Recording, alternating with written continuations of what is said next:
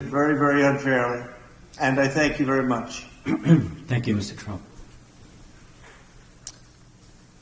Mr. Trump, you appear before this court today to conclude this criminal proceeding by the imposition of sentence. Although I have taken the unusual step of informing you in advance of my inclinations, before imposing sentence, I believe it is important for you, as well as those observing these proceedings, to understand my reasoning for the sentence I am about to impose. The imposition of sentence is one of the most difficult and significant decisions that any criminal court judge is called upon to make. Our legislature sets the parameters for an authorized sentence, but it is a judge that must decide what constitutes a just conclusion to a verdict of guilty.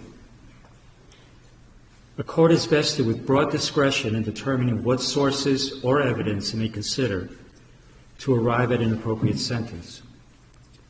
In doing so, the court must consider the facts of the case along with any aggravating or mitigating circumstances. In my time on the bench, I've been called upon to grapple with this weighty responsibility for countless defendants who have been found guilty after trial for an assortment of offenses, ranging from nonviolent Class E felonies to the most heinous of crimes, including homicides, sex trafficking, and child sexual abuse. The task is always difficult and deserving of careful consideration, whether the sentence be an unconditional discharge or incarceration of 25 years to life. However, never before has this court been presented with such a unique and remarkable set of circumstances. Indeed, it can be viewed fairly that this has been a truly extraordinary case. There was unprecedented media attention, public interest, and heightened security involving various agencies.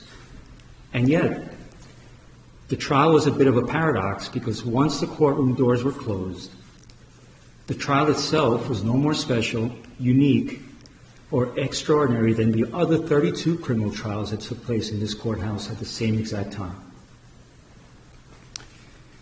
Jury selection was conducted, the same rules of evidence were followed, opening statements were made, witnesses called and cross-examined, evidence presented, summations delivered, the same burden of proof was applied, and a jury made up of ordinary citizens delivered a verdict.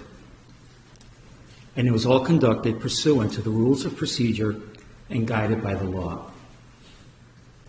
Of course, part of what made it feel somewhat ordinary was the outstanding work, preparation, and professionalism of the clerks, court officers, court reporters, security personnel, and the entire staff of this building who did their jobs as they would with any other criminal trial. So while one can argue that the trial itself was in many respects somewhat ordinary, the same cannot be said about the circumstances surrounding this sentencing. And that is because of the office you once occupied and which you will soon occupy again. To be sure, it is the legal protections afforded to the office of the President of the United States that are extraordinary, not the occupant of the office. The legal protections, especially within the context of a criminal prosecution, afforded to the office of the President have been laid out by our founders, the Constitution, and most recently interpreted by the United States Supreme Court in the matter of Trump versus the United States, which was decided on July 1st, 2024.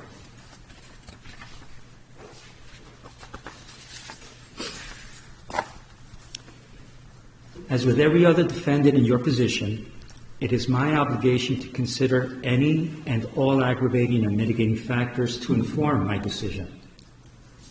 Some of those aggravating factors have already been articulated in my Sandoval ruling at the start of this trial and by my recent written decisions on December 16th and January 3rd.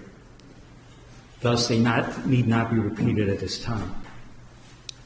However, the considerable, indeed extraordinary legal protections afforded by the office of the Chief Executive is a factor that overrides all others. To be clear, the protections afforded the office of the President are not a mitigating factor.